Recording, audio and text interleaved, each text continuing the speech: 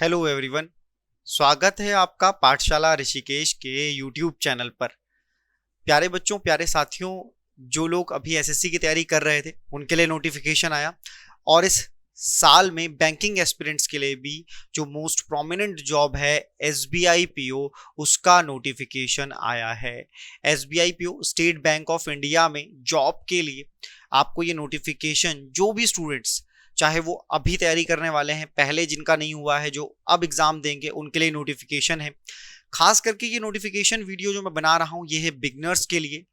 अगर आप ग्रेजुएट हैं, आप बैंकिंग में अपना करियर बनाना चाहते हैं, तो ये वीडियो आपको देखना चाहिए। शुरू से इसको समझिएगा ताकि एक एक चीज आप जोड़ करके चलें। बहुत लंबी वीडियो ना होकर के बहुत शॉर्ट में, क्रिप्स वे में मैं आपको समझाऊंगा कि आपको ये समझ आ जाए कि कैसे आप एसबीआई में जो वैकेंसी आई हुई है पीओ की, इसके लिए अप्लाई कर सकते हैं। देखिए, पहले मैं वैकेंसी की बात करता हूं कि कितनी पोस्ट के लिए आप हैं। तो देखिए, जो टोटल नंबर ऑफ पोस्ट हैं वो है 1673 पोस्ट। बैंकिंग पीओ की पोस्ट मतलब सैलरी 50,000 से अबव की पोस्ट। समझ में आ रही है बात? तो देखो, अगर आप ग्रेजुएट हो, ओके, या आप लास्ट ईयर में हो, आपका भी रिजल्ट आना है, आप भी अप्लाई कर सकते हो। तो पूरा डिटेल जानेंगे, आराम से, प्यार से समझना इस बात को। एसबीआई बैंक में पीओ का नोटिफिकेशन रिलीज हो गया है। इसमें टोटल पोस्ट आई हैं 1673। ओके, अब इसमें देखो, जो अगर मैं बात करूं कि इसमें कितनी जो है वो अनरिजर्व कैटेगरी के लिए, तो वो है 648। ठीक है, इसी पे बात करेंगे। बाकी आपकी स्क्रीन पे है। पूरा नोटिफिकेशन कहां मिलेगा? पाठशाला ऋषिकेश के टेलीग्राम चैनल पे भी आपको नोटिफिकेशन मिल सकता है। एसबीआई बैंक, एसबीआई करियर और एसबीआई को में अगर आप जाकर के सर्च करेंगे तो भी आपको मिल जाएगा नोटिफिकेशन। वरना आप पाठशाला ऋषिकेश नाम से टेलीग्राम चैनल पे जुड़िए और वहां से आप ले लीजिए नोटिफिकेशन पूरा का पूरा। नोटिफिकेशन को यही डिस्कस करेंगे। ये था वैकेंसीज की। वैकेंसी है, बहुत वैकेंसीज हैं, 648 टोटल वैकेंसी 1673 है। आपको अपने लिए पढ़ना है वो भी। इस वीडियो लेक्चर में मैं आपको स्कोर कार्ड भी शो करूंगा, जो हमारे कोचिंग इंस्टीट्यूट से जो रिजल्ट आया है उसमें जिस बच्चे ने क्लियर किया है, तो हम उसका भी स्कोर कार्ड की बात करेंगे। इसी साल का लेटेस्ट रिजल्ट है, इससे पहले भी रहे, लेकिन हम लेटेस्ट ईयर पे बात करेंगे जो अभी रिजल्ट आया आरआरबी का। ठीक है, चलो आते हैं। देखिए, अगर आप बैंकिंग में एग्जाम देना चाहते हैं या एसबीआई में आप सिलेक्शन चाहते हैं, तो जो कॉमन सिलेबस है प्रीलिम्स का वो तो सबके लिए बराबर है। ठीक है, तो यहीं पर आते हैं पहले कि हम बात करेंगे अगर इसमें आप अप्लाई करना चाहते हो तो उसका सिलेबस क्या है। मैं पहले सिलेबस पे क्यों बात कर रहा हूं, मैं एज क्राइटेरिया क्वालिफिकेशन पे क्यों नहीं बात कर रहा हूं। तो देखो, अगर आप ग्रेजुएट हो, मतलब ऑल जो ग्रेजुएट लोग हैं वो कर सकते हैं अप्लाई, पहली बात है। तो वो आगे भी बताऊंगा, लेकिन यहां पर समझो, इस पूरे पीओ में जो आपका सिलेक्शन होता है ना, वो सिलेक्शन पता है कैसे होता है? वो एग्जाम है 3 स्टेज में। पहला स्टेज है जिसको बोलते हैं प्रीलिम्स एग्जाम, जिसके मार्क्स मेरिट के हिसाब से तो नहीं जुड़ेंगे, लेकिन आपको टीयर 2 में जाने के लिए अच्छा खासा कट ऑफ को क्लियर करना होगा। इजी पेपर होता है, 1 आवर इसमें टाइम होता है। इसमें क्या चीजें आएंगी? देखो, प्रीलिम्स पेपर जब आप फॉर्म भर दोगे, उसके बाद जो प्रीलिम्स पेपर होगा उसमें 3 सेक्शन होंगे। 3 सेक्शन होंगे। सेक्शन में जो टाइमिंग होती है वो सेपरेट होती है। मतलब आप क्या कर सकते हो कि जो इंग्लिश लैंग्वेज का पेपर है उसके लिए आपको 20 मिनट्स मिलेंगे, तब तक आप कहीं और नहीं जा सकते हो। आ रही है बात समझ में? इसी तरह से मैथ्स का सेक्शन आपको मिलेगा, जो मैथ्स का सेक्शन होगा उसके लिए भी 20 मिनट्स मिलेंगे, और फिर रीजनिंग एबिलिटी का 20 मिनट। यानी कि यहां पर 3 चीजें आपको मिली। आपको पता चला कि भैया एक तो इंग्लिश होने वाला है, एक क्वांटिटेटिव एप्टीट्यूड है, और एक है रीजनिंग का सेक्शन। इन तीनों के लिए 20-20 मिनट मिल रहे हैं। मतलब टोटल टाइम 1 आवर आपके पास हो गया है। आपके पास हो गया है 60 मिनट का टाइम। Got it? अब इसमें नंबर ऑफ क्वेश्चंस कितने हैं? 60 मिनट में कितने सवाल करने हैं? तो 60 मिनट में 100 करने हैं। लेकिन क्या 100 सबके बराबर है? कैसे हैं 100? देखिएगा, इंग्लिश के 30 क्वेश्चंस आपको मिलेंगे, मैथ्स के 35 और रीजनिंग के 35। इस तरीके से आपका पहला पेपर प्रीलिम्स होगा। उम्मीद है आपको ये बात समझ आई होगी कि आपको जो प्रीलिम्स पेपर देना है उसमें 3 सब्जेक्ट आने हैं, रीजनिंग, इंग्लिश और क्वांटिटेटिव एप्टीट्यूड यानी कि मैथ्स आना है। ठीक है, उसके बाद जो सिलेक्शन क्राइटेरिया है, यहां से निकलने के बाद जितनी भी वैकेंसी हैं उसके लगभग 10 टाइम्स जो कि अप्रॉक्स नंबर है, वो शॉर्टलिस्ट होंगे फॉर मेंस के लिए, मेंस एग्जाम के लिए। ठीक है, जिसके बेस पे होना है सिलेक्शन। मेंस एग्जाम भी कैसा होता है? कंप्यूटर बेस्ड ऑनलाइन एग्जाम होता है। वो एग्जाम होता है 200 मार्क्स का, 200 मार्क्स का। ठीक है, एंड डिस्क्रिप्टिव टेस्ट होता है। वो होता है, ठीक है ना, तो उसको समझने के लिए, मतलब एक किस्म से लैंग्वेज नॉलेज टेस्ट है वो, जो आपको लिखना है उसमें। ठीक है, तो डिस्क्रिप्टिव टेस्ट है वो है 50 मार्क्स का। इस तरह से क्या हो गया? 250 हो गया आपका पूरा मेंस का। तो प्रीलिम्स आप समझ गए, आगे चलते हैं फिर समझते हैं। ध्यान से समझना, पहले एक चीज आपके लिए देखिए, ये हमारा अभी जो लेटेस्ट रिजल्ट आया है, आईबीपीएस ने ही वो पेपर करवाया था। मजे की बात ये है, आईबीपीएस बैंकिंग में आरआरबी के लिए हुआ था, स्केल 1 ऑफिसर स्केल यानी कि पीओ का ही ये पेपर है।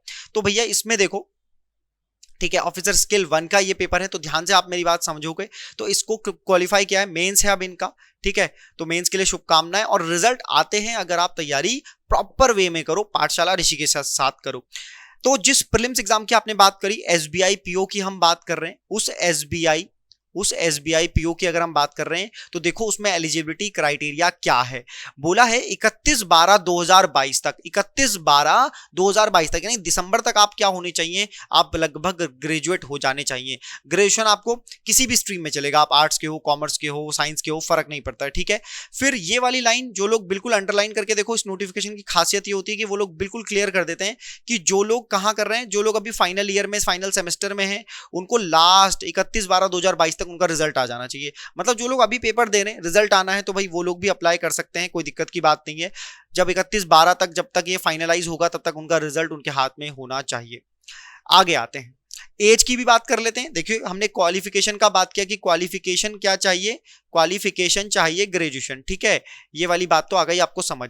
अब एज की बात करते हैं तो देखो एज यहां पर क्या रहता है, यहां पर 20 to 30 जो है वो रहता है एज क्राइटेरिया। इस एज क्राइटेरिया में अगर आप आते हो तो इसमें वो सारी चीजें लिखी है। अब 21/4 कह रहे हैं तो यार चीजें समझ आ ही रही होंगी आपको, सीधी सी बात है, आपने बैंक में पीओ बनना है, छोटी चीजें आपको जल्दी समझ लेनी है अब धीरे धीरे। तो इसमें जो एज आ गई है वो आगे 21 से 30 साल तक आप अप्लाई कर सकते हो, कोई प्रॉब्लम मुझे लगता है यहां पर तो नहीं आ रहा है। आप ग्रेजुएशन होने चाहिए, आपका जो एज क्राइटेरिया है वो 21 to 30 के बीच का होना चाहिए, तो आप कर दोगे अप्लाई। आगे आ जाओ। अब ये एसबीआई में कैसे अप्लाई करना है, कब करना है, तो वेबसाइट पे जाकर के अप्लाई करना है, पहली चीज तो ये है। लिंक भी आपको डिस्क्रिप्शन में मिल जाएगा। दूसरी बात ये है कि देखो इसमें जो टेंटेटिव डेट्स हैं, सबसे पहले तो ये वाली डेट आप इंपॉर्टेंट है क्योंकि देखो 20 दिन का लगभग टाइम मिलना है। 22 तारीख से 22 सितंबर जब मैं आपसे बात कर रहा हूं, 22 सितंबर से 12 अक्टूबर तक आपको इसका फॉर्म भर लेना है। मोस्ट इंपॉर्टेंट थिंग है, फॉर्म को प्रॉपर वे में खुद से पढ़ करके भरो मेरे भाई। तुमने एक बैंक को चलाना है, एक बैंक को समझना है वहां का पूरा, तो कम से कम फॉर्म तो अपने आप भर लेना। दूसरी बात यह है कि पेमेंट की फीस भी, ठीक है, जो पेमेंट आप करोगे, जो फीस आप भरोगे वो भी आपको डेट यहां पर दिख रही है।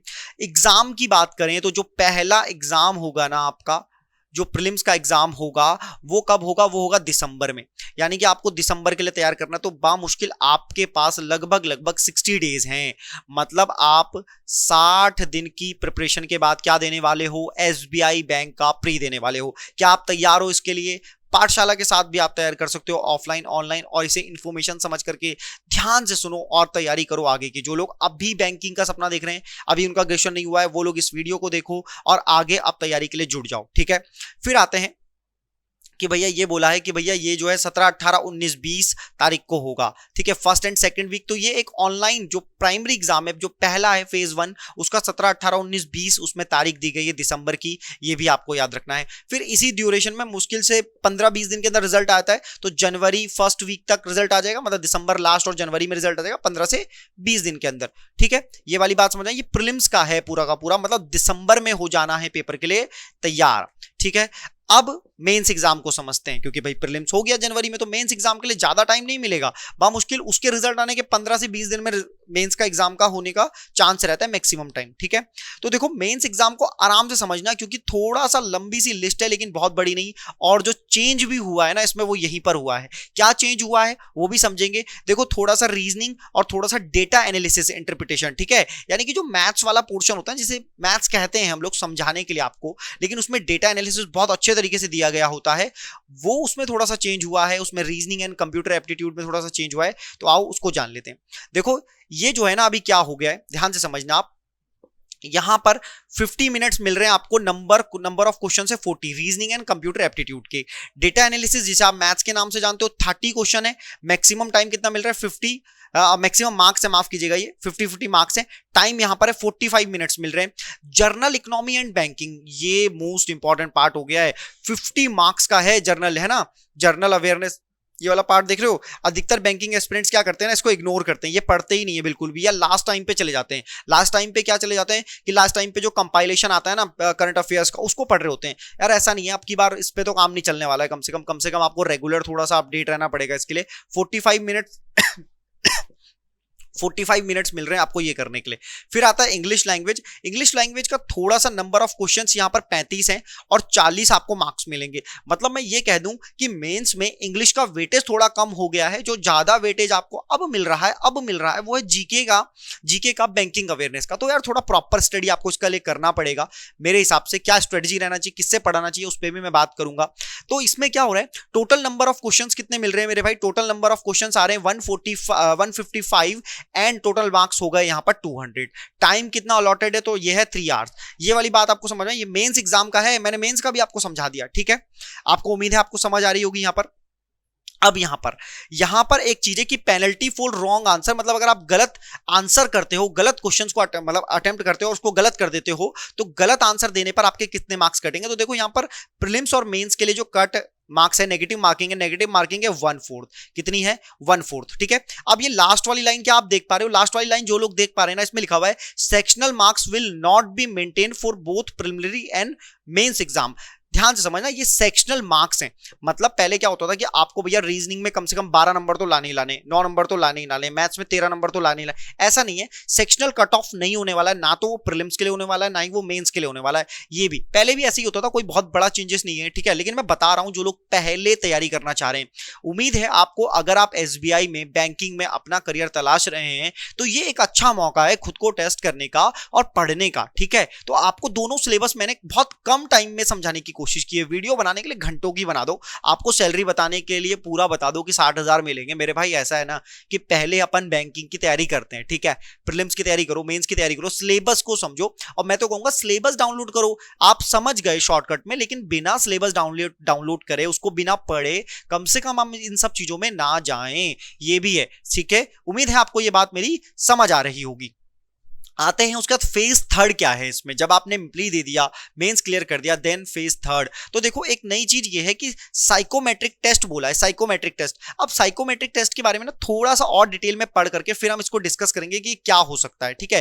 थर्ड फेज में टेस्ट का स्ट्रक्चर बताया कि मैक्सिमम मार्क्स होंगे ग्रुप एक्सरसाइज के 20, इंटरव्यू के 30, और ये हो गए टोटल 50 मार्क्स हो गए। तो ये साइकोमेट्रिक टेस्ट के बारे में आपको बताया गया है। पर्सनैलिटी प्रोफाइलिंग है ना, दोस्त कैंडिडेट्स के लिए, मतलब आप जो शॉर्टलिस्टेड हो रहे हैं फेज थर्ड के लिए, तो ये भी है डिस्कस करने के लिए। बाकी मैंने यहां पर कैटेगरी वाइज की कितनी कट ऑफ है, कितनी पोस्ट कैटेगरी के लिए आई है, यार ये सब देखने की जरूरत नहीं है। अगर आपने सीधा 1673 देखा है एंड 600 के आसपास जर्नल पोस्टें हैं, मतलब अंडर अनरिजर्व्ड है, ठीक है, not general category, it's called unreserved. Unreserved means जिसमें कोई भी कंपीट कर सकता है, अनरिजर्व्ड, वो भाई रिजर्व्ड नहीं है, ठीक है। सबसे बड़ी चीज ये है।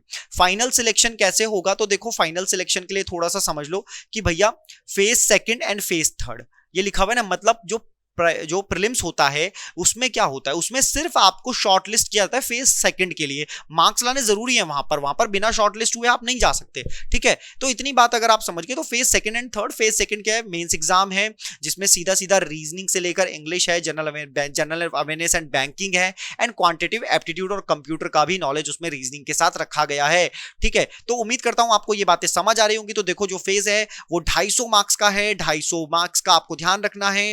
नॉर्मलाइज्ड मार्क्स को 75 बना दिया जाएगा, ये भी कमाल की चीज है। और ग्रुप एक्सरसाइज में ये 25 हो जाएगा, जो आपका इंटरव्यू यानी कि फेज थर्ड का मार्क्स है। इस तरह से नॉर्मलाइज्ड स्कोर 100 में से आपकी कट ऑफ बनेगी, और आप एसबीआई बैंक में पीओ लगभग आप मान लीजिए कि एक मैनेजर पोस्ट है, जो उसके बाद मैनेजर ही होना है पूरा का पूरा, एकदम बढ़िया, ठीक है। तो बहुत ही अच्छी पोस्ट है। जो नए हैं, बिगनर्स हैं, वो जानकारी के लिए हमें कमेंट सेक्शन में बता सकते हैं कि उन्हें और क्या क्या जानकारी कम लगी जो हमें देने चाहिए थी। मैंने इसमें एक क्वालिफिकेशन आपका ग्रेजुएशन होना चाहिए, एज 21 to 30 होना चाहिए, जो सबसे इंपॉर्टेंट है, और आपका ग्रेजुएशन का डिग्री नहीं आया है तो 31/12/2022 तक वो आ जाए। उम्मीद करता हूं इतनी बातें आपको समझ आ रही होंगी, ठीक है। ये वो स्कोर कार्ड है जो आरआरबी का है, मैं एक बार फिर से शेयर कर दे रहा हूं आपके साथ। आप कहेंगे भाई एसबीआई की बात कर रहे हो, आरआरबी का क्यों दिखा रहे हो, ऐसा कह सकते हो। तो दोस्तों देखो ऐसा है कि जो रिजल्ट हमारे कोचिंग इंस्टीट्यूट से आया होगा वही तो हम आपको दिखाएंगे, एसबीआई को तो अभी हो रहा है ना। तो इस साल का जो रिजल्ट है वो ये है। इसमें मैं आपको ये भी दिखा देना चाहता हूं, ध्यान से समझिएगा, ठीक है। ये भी दिखा देना चाहता हूं कि भैया जो रीजनिंग और क्वांट है, ठीक है, उसमें स्कोर देखो 40 में से यहां पर 14 का कट ऑफ था, 39 आया है। 40 में से 25.75 आया है स्कोर, 40 में से 39 रीजनिंग में स्कोर है, ठीक है। बहुत अच्छा स्कोर है मेरे भाई। तो आप ये भी याद रख सकते हैं। उम्मीद है आपको समझ आ रही होंगी चीजें।